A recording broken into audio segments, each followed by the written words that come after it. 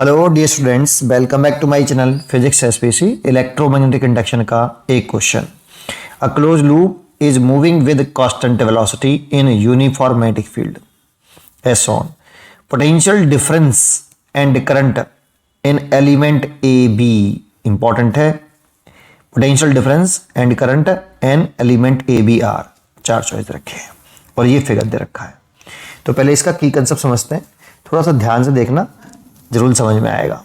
सबसे पहले एक पॉइंट आपको याद होना चाहिए कि एक अगर मैग्नेटिक फील्ड है, ऐसे यूनिफॉर्म मैग्नेटिक फील्ड है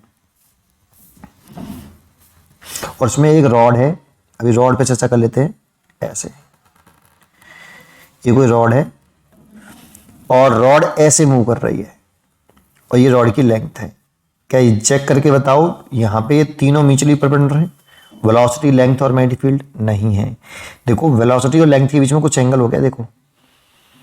तो जब ये जनरल फॉर्मूला होता है आपका बेटा, जनरल फॉर्मूला, जब ये तीनों म्यूचुअली परपेंडिकुलर नहीं हो तो ये हमेशा वैलिड होता है बेटा कि induced EMF across the ends of rod, दोनों रॉड के एंड के अक्रॉस इंड्यूस्ड ईएमएफ जो होता है ये होता है v cross B dot L vector. ये हमेशा वैलिड होता है बेटा। लेकिन इसमें फिर दो केसेस होते हैं जो बहुत यूज होते हैं। ये तो हमेशा वैलिड। अब इसमें दो केस क्या, अगर तीनों परपेंडिकुलर हों, ये वेलोसिटी, मैग्नेटिक फील्ड और लेंथ तीनों परपेंडिकुलर हों, दैट मीन्स ऐसे फिगर बना लेता हूं कि रॉड अब ऐसे हो गई एक, ये रॉड की लेंथ हो गई और रॉड की ये वेलोसिटी हो गई और ये मैग्नेटिक फील्ड हो गया डाउनवर्ड। मैग्नेटिक फील्ड तो डाउनवर्ड ले लिया, तो देखो तीनों म्यूचुअली परपेंडिकुलर कर ली। तब रॉड के एंड के अक्रॉस जो इंड्यूस्ड ईएमएफ होता है ये बी बी एल होता है। इसको आप यहां से सॉल्व कर सकते हो, करके देख सकते हो। देखो वेलोसिटी और मैग्नेटिक फील्ड के बीच में कितना एंगल है, देखो देख के बताओ, 90 डिग्री और 90 डिग्री है। तो इस वाले केस में अगर हम वी क्रॉस बी का मैग्नीट्यूड निकालेंगे, मैग्नीट्यूड, तो ये आएगा v B sine 90, that means v into B.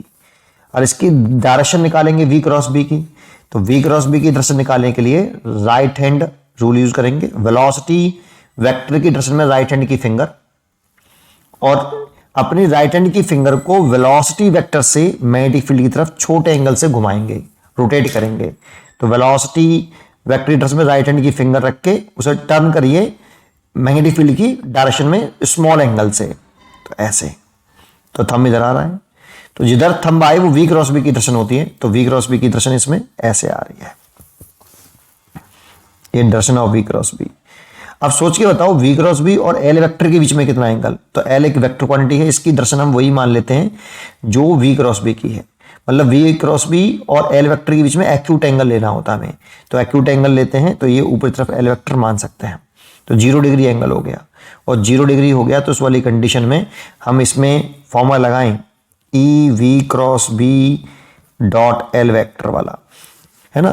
तो देखो ये इस पूरे को ए वेक्टर मान लो, इसको बी वेक्टर मान लो। तो पहले वेक्टर का मैग्नीट्यूड, तो इसका मैग्नीट्यूड लिखो तो जो कि वी बी है, दूसरे वेक्टर का मैग्नीट्यूड लिखो जो कि एल है, और इन दोनों के बीच में एंगल कॉस्ट लगाओ, डॉट प्रोडक्ट लगाए, है ना। तो पहले डॉट प्रोडक्ट लगा रहा है, तो इन दोनों को, भाई इस पूरे को ए वेक्टर माना, इसको बी वेक्टर माना, तो पहले वेक्टर का मैग्नीट्यूड हो गया ए वेक्टर डॉट बी वेक्टर। क्या होता है, ये पहले वेक्टर का मैग्नीट्यूड, दूसरे वेक्टर का मैग्नीट्यूड इनटू कॉस थीटा।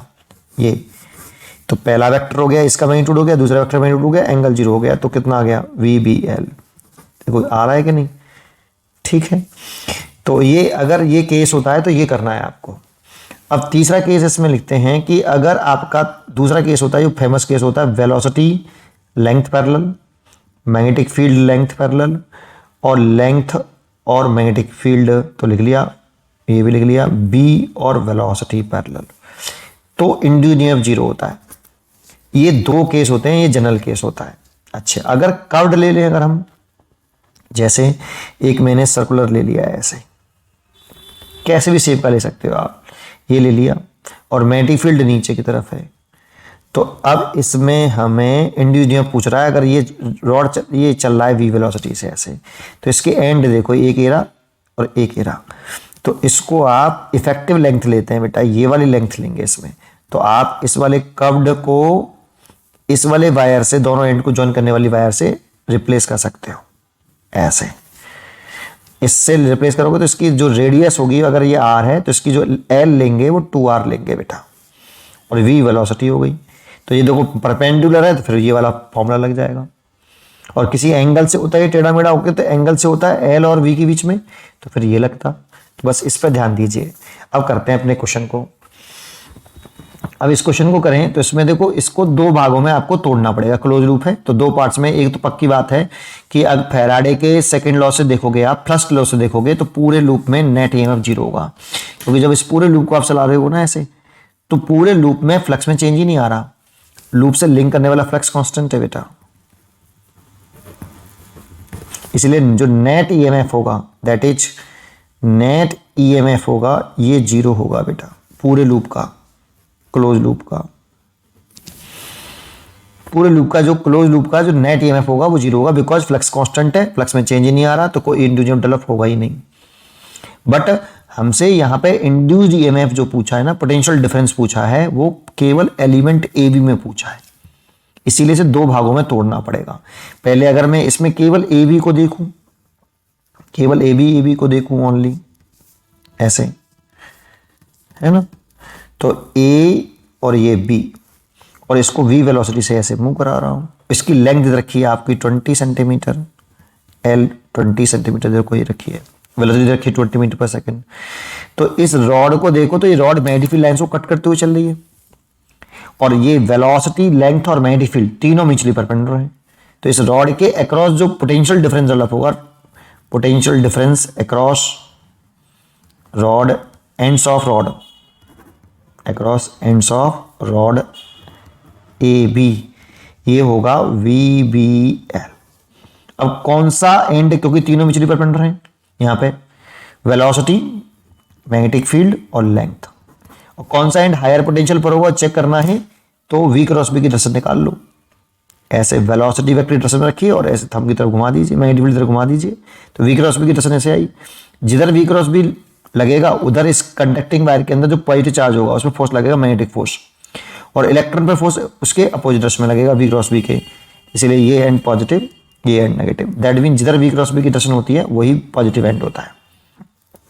तो ये हायर पोटेंशियल पर, ये लोअर पोटेंशियल पर, तो एक बैटरी बना सकते हो आप यहाँ ऐसे, ये प्लस और ये माइनस, इसके अक्रॉस इतना इंड्यूस्ड डेवलप हो रहा है, ठीक है। रॉड ए बी के अक्रॉस इतना इंड्यूस्ड डेवलप हो रहा है, तो यहाँ से सॉल्व कर लो। वेलोसिटी कितनी रखी है 20, मैग्नेटिक फील्ड कितने रखा है आपको 2 × 10 की पावर -2, और लेंथ रखी है 20 × 10 की पावर -2। सेंटीमीटर में था, मीटर में चेंज कर लिया।